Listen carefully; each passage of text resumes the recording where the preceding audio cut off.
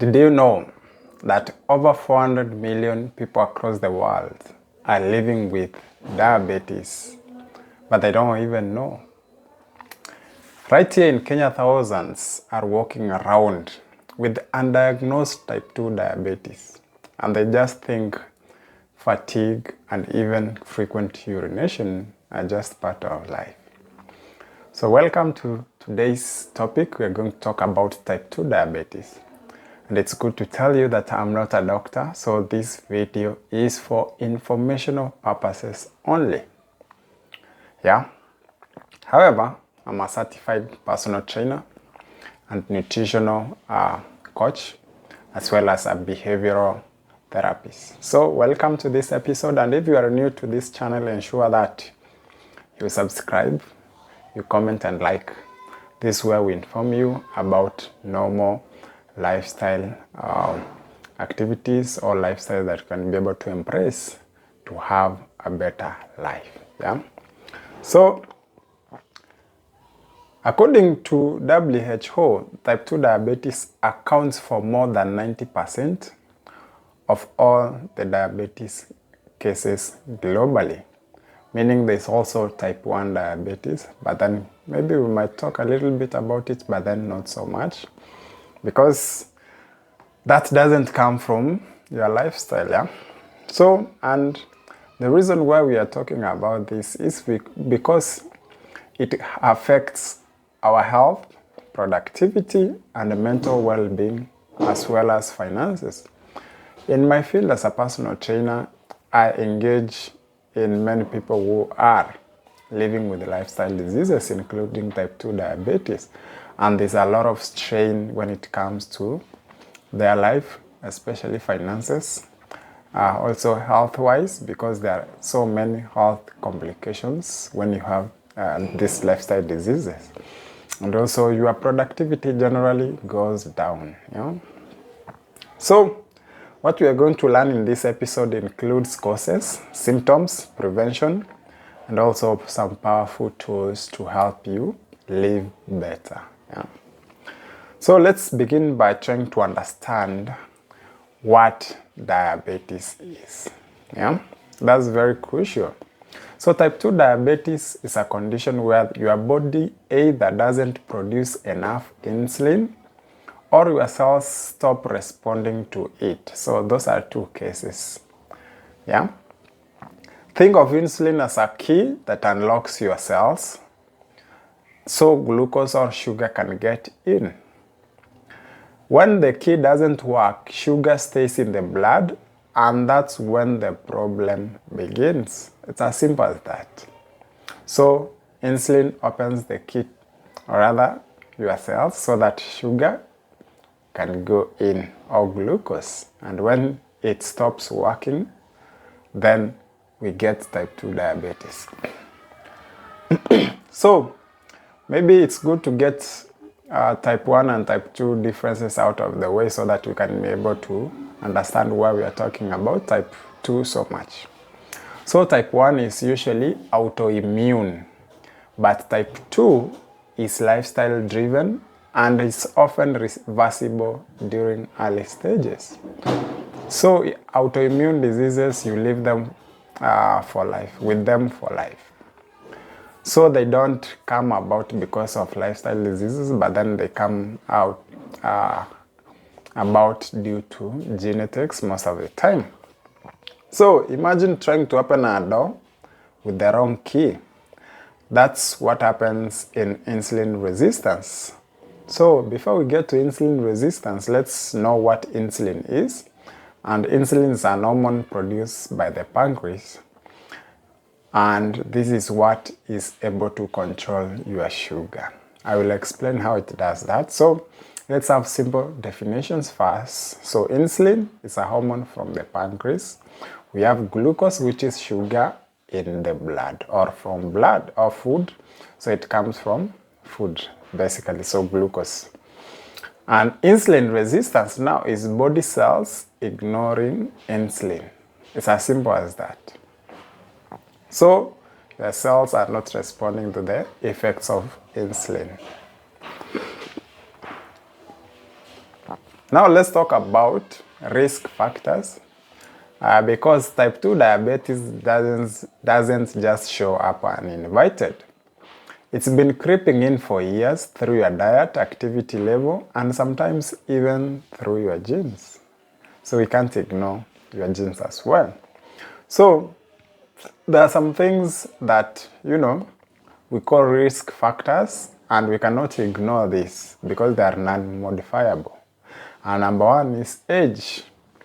And when you are 45 years and above, the risk of getting type 2 diabetes increases. Number two, family history. That's also another risk factor. So risk factor means it's a factor that increases the risk of you contracting type 2 diabetes. Another factor is certain ethnic background. So if you belong to a certain ethnic background, the risk factor is very high. But then we also have modifiable risk factors, and this is where your power lies. And we are going to talk about that because that is what matters. Yeah, you can control this. So number one is poor diet. And many people or many of us fail in this. And most of the time, it's about sugar and processed carbohydrates, because these are the kinds of foods that are high in sugars, and sugars are the ones that cause diabetes when they are consistently high in your blood, meaning your insulin can no longer work. Yeah. So poor diet, that's number one. So over-consuming sugar and processed carbohydrates. Number two, lack of exercise. Yeah, so the rise of sedentary lifestyle has robbed us of physical activity, meaning we sit most of the time. And during that time, when we are seated, we are eating, meaning whatever we eat, we don't use it. And when you don't use it, the body will convert it into fat and stores it for future use. And what happens when you don't use it in the future? It keeps piling and piling and piling. Number three, obesity. So obesity is also a big risk factor, and especially abdominal fat. So when you are obese, it means you have a lot of fat deposit. Yeah. So number four, smoking. Yeah. And then number five, poor sleep. Number six, we have stress. I'm going to talk about this in a minute.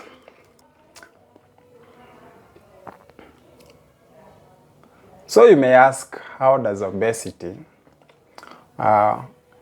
increase your risk of contracting type 2 diabetes? So number one, the visceral fat, and this is the kind of fat that is stored deep in the abdomen around your organs, yeah, is metabolically active. So visceral fat is usually metabolically active, and it releases pro-inflammatory substances called adipokines and cytokines like TNF and IL-6, which disrupt insulin signaling pathways, number one.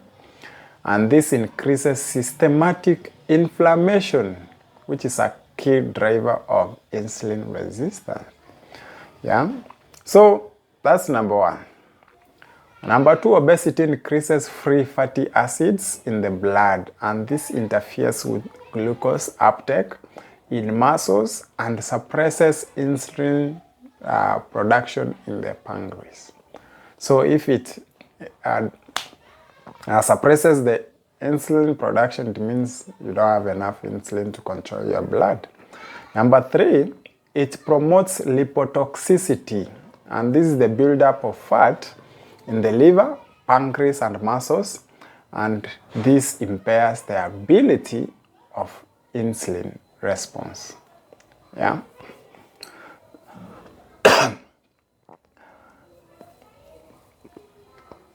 So a research was done in 2022, a meta-analysis, and this confirmed that abdominal fat has a stronger correlation with type 2 diabetes than BMI alone. Yeah? So I've also talked about smoking. So how does smoking relate with being a risk factor? So nicotine and other tobacco chemicals increase blood glucose levels by raising stress hormones like cortisol and adrenaline. So this reduces insulin sensitivity in muscle and liver cells, and therefore promoting central fat accumulation around the abdomen. Yeah?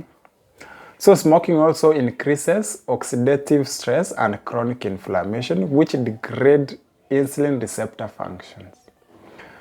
And also number 3, it worsens the lipid profile, LDL and HDL. So LDL goes up and the HDL goes down, contributing to metabolic syndrome, a precursor to type 2 diabetes.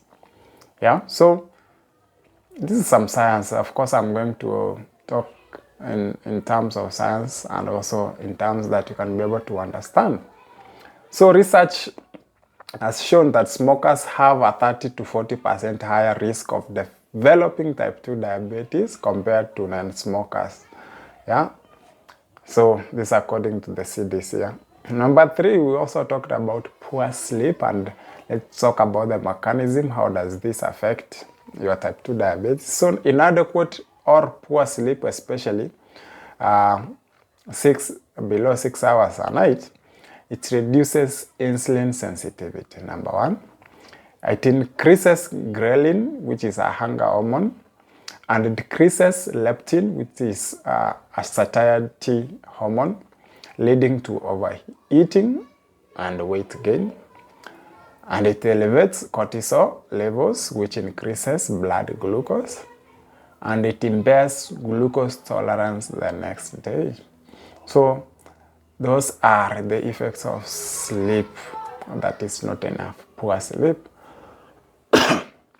And sleep apnea, which is common to individuals, especially in obese individuals, causes intermittent hypoxia, and this worsens insulin resistance. And our research has shown in Harvard, a study found that even 1 week of poor sleep can lead to a reduction in insulin sensitivity by up to 25% in just 1 week.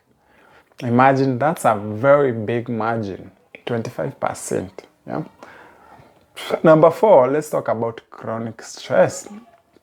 And the mechanism here, stress activates the HPA axis, which is hypothalamic pituitary adrenal, increasing cortisol production. So when cortisol production is high, it promotes gluconeogenesis, which is production of glucose in the liver, and reduces insulin sensitivity in cells, and increases appetite and abdominal fat storage. Stress may also lead to poor lifestyle habits such as emotional eating, alcohol use, and inactivity, which all of which may further the risk. So psychological stress also contributes to low-grade chronic inflammation, which worsens insulin resistance all the time. Yeah? So those are the risk factors that we have. Yeah? And these are the ones that you can control. Yeah? So you can control this. That's the good thing. These are the symptoms and diagnosis of type 2 diabetes. So the most dangerous thing about type 2 diabetes is because it often comes silently. Most people don't recognize it.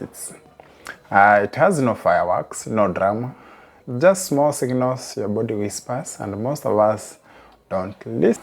So let's talk about fatigue and why it happens. Yeah? So glucose is the body's primary fuel. Yeah? So the sugar that we get from from the food. But in type 2 diabetes, cells can't absorb this glucose efficiently due to insulin resistance.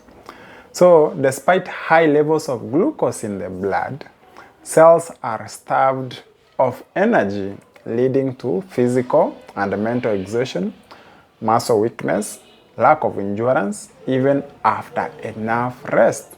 So you have enough sugar in the blood, but then since insulin can't open the cells for them to receive the sugar, so the body feels weak, because now if the sugar is not getting in the cells, there is no energy. That's why you have the fatigue. Yeah. So number 3, also dehydration from frequent urination and inflammation also contribute to tiredness. It's like having a full tank of fuel but a blocked fuel pipe. So the engine won't run properly. Yeah? So frequent urination, let's talk about that, why it happens.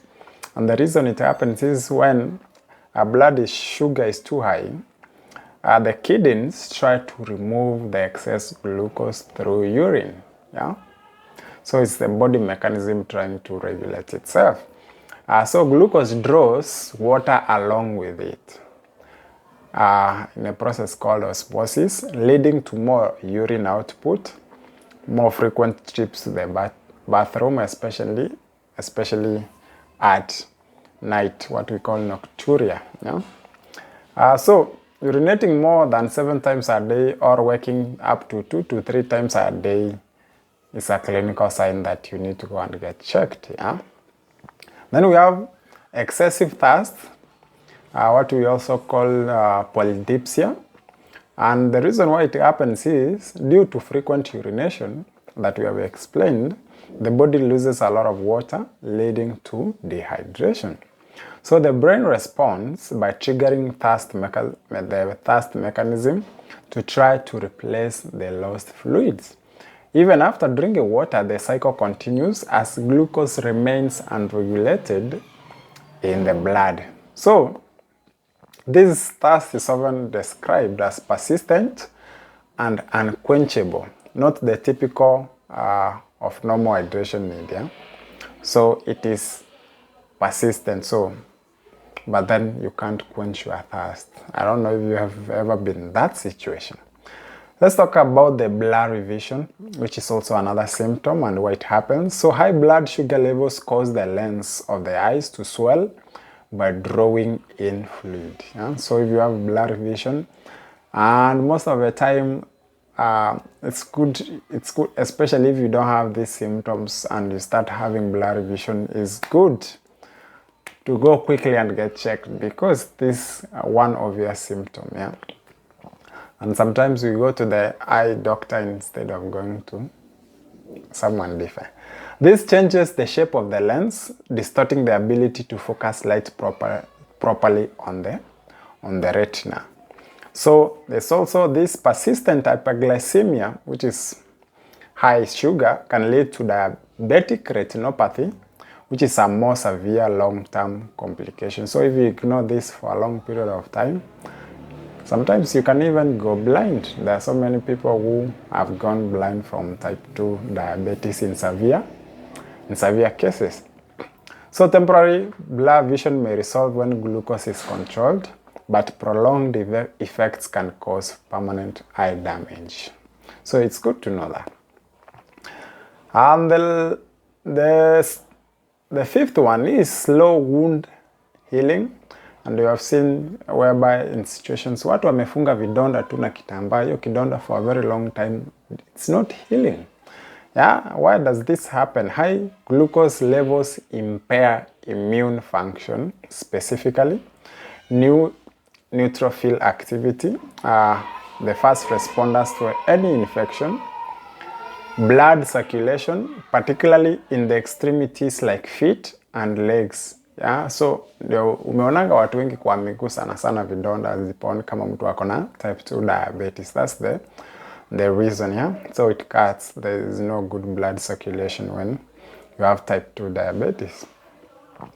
And also the reason why it happens is sugar also promotes bacterial and fungal growth, increasing infection risk because they feed on this. They feed on sugar. And also the reason why there is slow wound healing is because damaged blood vessels reduce oxygen and nutrient delivery to tissues. So this is why even small cuts or foot blisters in diabetics can become serious ulcers. You see a small wound becoming a very huge wound with time. The last one, unexplained weight loss. I know you have seen 1 or 2 people who have just lost weight and you wonder what the hell is happening. And the reason it happens is the body can't use glucose for energy, so it starts breaking down fat and muscle instead because you have insulin resistance. Yeah, so even if you are consuming food, it's not being used at all. Additionally, the loss of calories through glucose-rich urine contributes to caloric deficit. Yeah, so the body, as we said, will try to control this by using urine to control itself. So this weight loss occurs despite normal or increased appetite in some patients. More commonly in early stages or undiagnosed diabetes, especially if blood sugar has been high for a long time. So when it comes to testing, because we have said also we are talking about symptoms and diagnosis. So when it comes to testing, there's what we call fasting blood sugar, which has to be 126 mg/dl. Yeah. This, if you are above 126, that is diabetic. You are diabetic. Yeah. HbA1c measures 3 months blood sugar average. That's a test also done. We also have OGTT, oral glucose tolerance test, and also pre-diabetes warning. Yeah. So catching it early is everything, because pre-diabetes is like standing at the edge of a cliff. You either fall or step back. Yeah.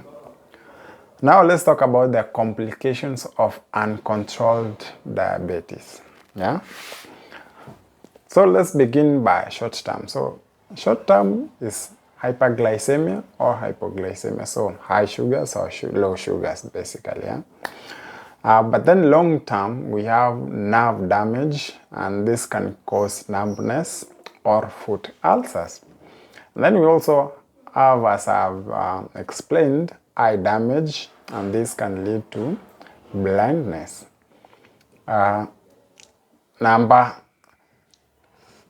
this is usually a leading cause of blindness. You have to know that. So many people who weren't born blind are likely to be blind due to type 2 diabetes. We also have kidney failure because it's working too much, as we have said, trying to regulate the sugars. We also have heart attacks and strokes. And then we have amputations, whereby if the ulcers or the wound healing is slow and is not healing sometimes, then you have to cut off the leg. Yeah, so you have seen amputations occur all the time. And then we also have emotional toll, whereby we have stress, anxiety, and diabetic depression. That's a thing. So what I can say, you don't want to avoid, or you don't want to manage these complications. You just want to avoid them altogether. If you can, try to avoid them altogether.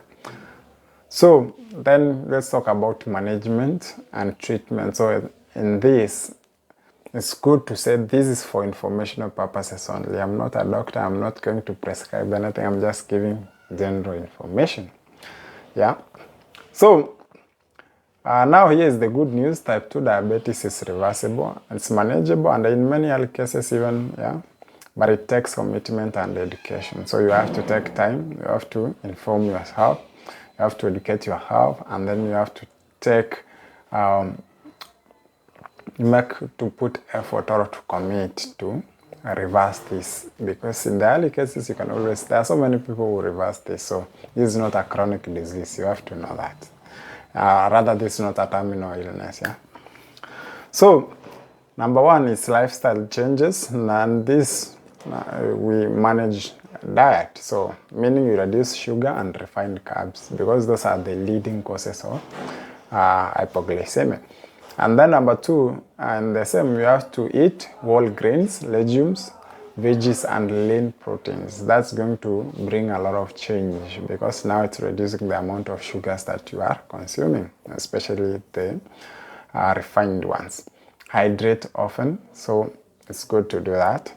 And then having low GI or low glycemic index foods. And low GI foods are foods that don't have a lot of sugar or calories. Yeah, they give you good nutrients, but then they are low in calories. Yeah, so we have a glycemic index of food, which you can always find on Google, and it lists. So each food is listed on a GI index. So if you are able to, let's say, judge your food by the GI, then most of the time you are going to be okay. Yeah. Number two, let's talk about exercise, because also, as I talked about, one of the leading causes is the sedentary lifestyle that we have. We don't have any physical activity going on in our life. So what we recommend is having at least 30 minutes of activities per day, 5 times per week. So you can do it even more depending on the level of exercise you are doing. If you are walking, you are working out at the gym, you are dancing, you are doing your aerobics. There is no limit unless you are, let's say, an elite performer or you are doing heavy lifting. Then you have to have days you need to recover. But then if you are just doing light workout, then 7 days a week is okay. But then ensure that you have a minimum of 30 minutes a day. And then you have to mix cardio and resistance training, because also this will help you a lot. Cardio is going to help you with, let's say, your cardiovascular system, and resistance training is going to help you with your musculoskeletal system. Yeah. And it's good also, especially if you are in this area, or rather have type 2 diabetes, to include a lot of walks, yeah, after meals. In terms of sleep and stress, you have to at least have 7 to 8 hours of quality sleep, and avoid chronic stress, because stress raises cortisol levels, which also raise your sugars.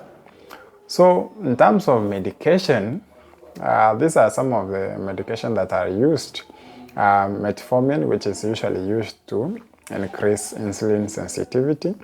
We also have others, and nowadays we have GLP-1 receptor agonists, which have become common because of their impact.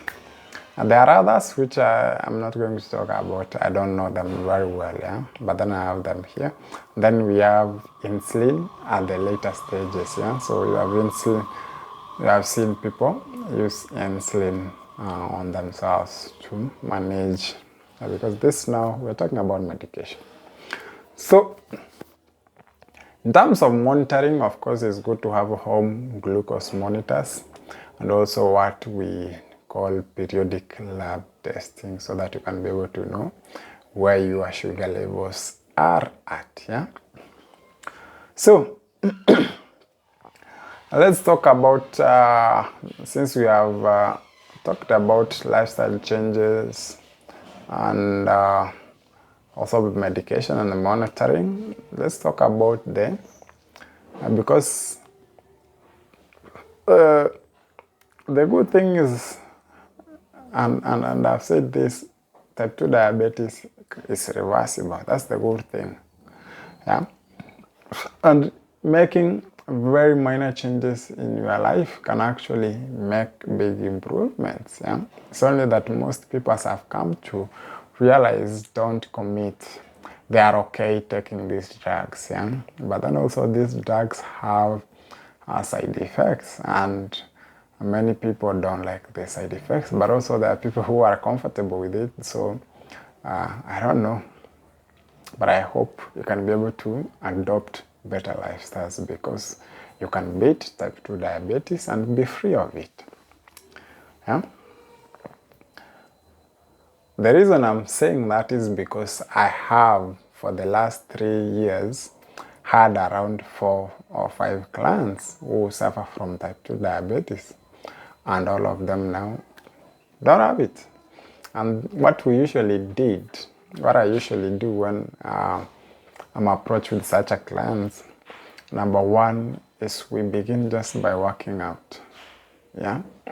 And then as we go on, we begin cleaning our diet slow by slow. You don't want to begin this process too quickly, yeah? You don't want to make this quick changes to your life, especially when you are at that point. They might not be sustainable. Yeah? You might see results or changes very quickly, but they might not be sustainable because the body is always also fighting, especially when it's in a comfortable place.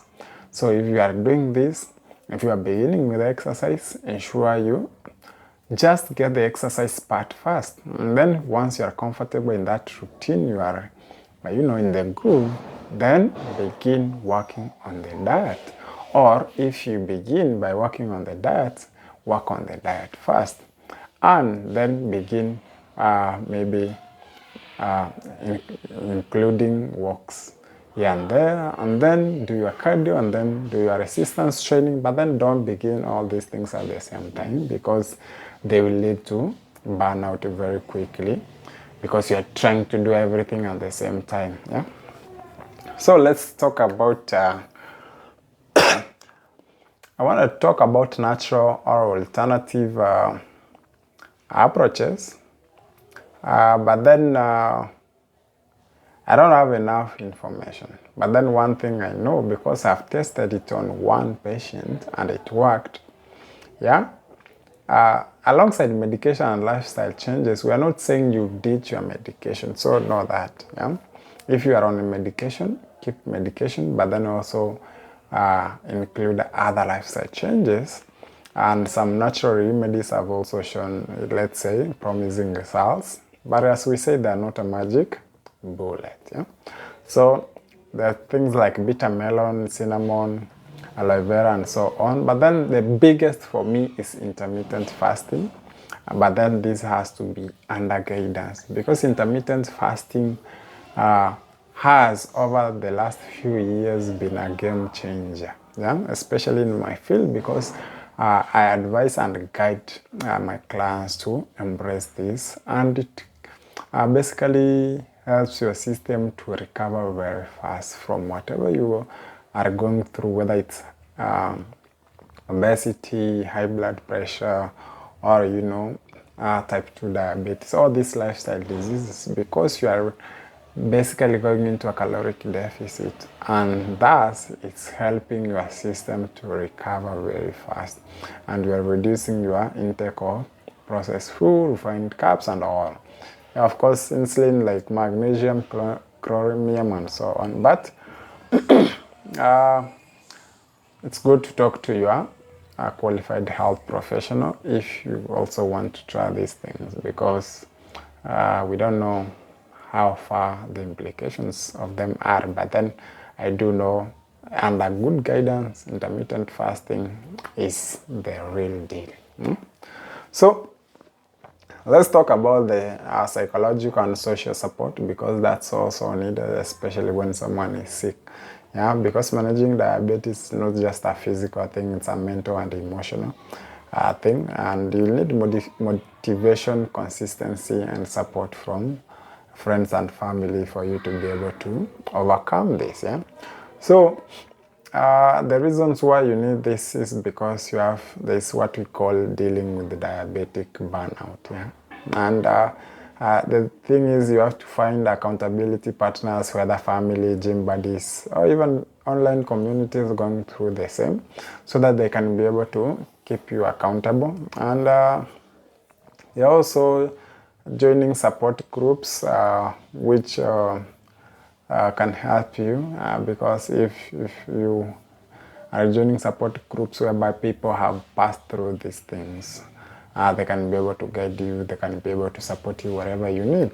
And also getting counseling if overwhelmed, because if you have not been in a situation whereby you have type 2 diabetes, of course I haven't, but then having been in a situation whereby I'm coaching these clients, I've seen how it feels. Sometimes these medicines have so much, let's say, negative implications or side effects that makes life horrible. Yeah. So you are not weak if you ask for help. You are strong because you want to win. Yeah. So don't fail to ask for help.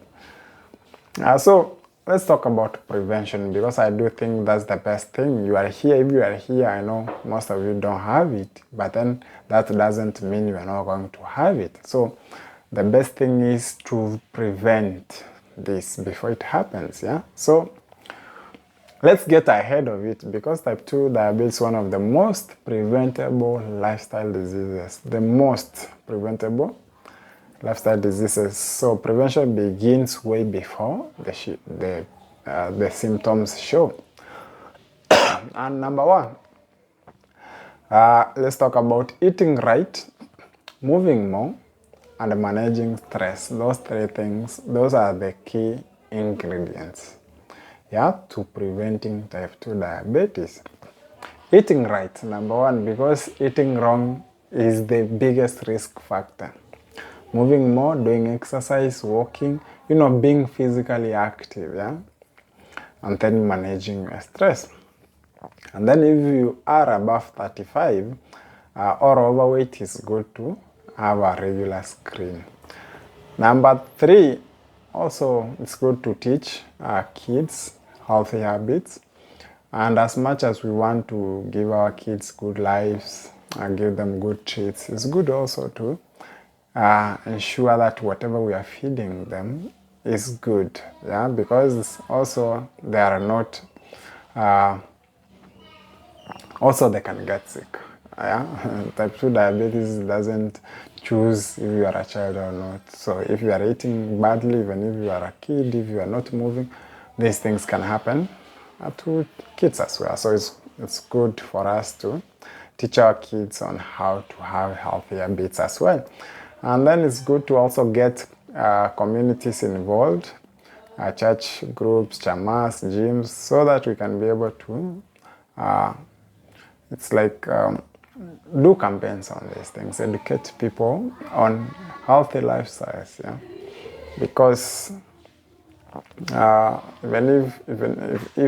because people are not informed, yeah. People are not informed. People are eating these foods because it's sweet, and they think that's the best life they can have, especially if they have come from poor families or backgrounds and they are now into some money. They want to enjoy life, but then that also has to have a limit. Yeah, you have to enjoy these things in moderation, but then you see most people don't know that. They don't have the information. So we have to get our communities involved in teaching others on prevention of type 2 diabetes. So of course you can be able to join other wellness programs and support programs so that we can be able to amplify the message. It's good to teach people because, as I've said, most people are walking out here with undiagnosed type 2 diabetes. So what that means, they are going to realize it when it's too late. And we have said, when you realize it too late, maybe you would have gone blind, maybe you are going for amputation and all these things, because it comes slowly. Most people don't realize these symptoms early, or they just assume these symptoms will go away, yeah? So prevention is always cheaper than insulin. Trust me, I've seen this. So, I come to the end. There's a lot to talk about when it comes to type 2 diabetes, but then we have talked about the obvious and the basics that you need to do in order to. Basically, the message is eat well, move more, and have less stress, manage your stress. Those are three key messages for anyone who is trying to cure or avoid diabetes. I hope you have learned something. Don't forget to subscribe, comment, and like. And also share to your friend if you really care about them. Otherwise, from this end, cheers and God bless you.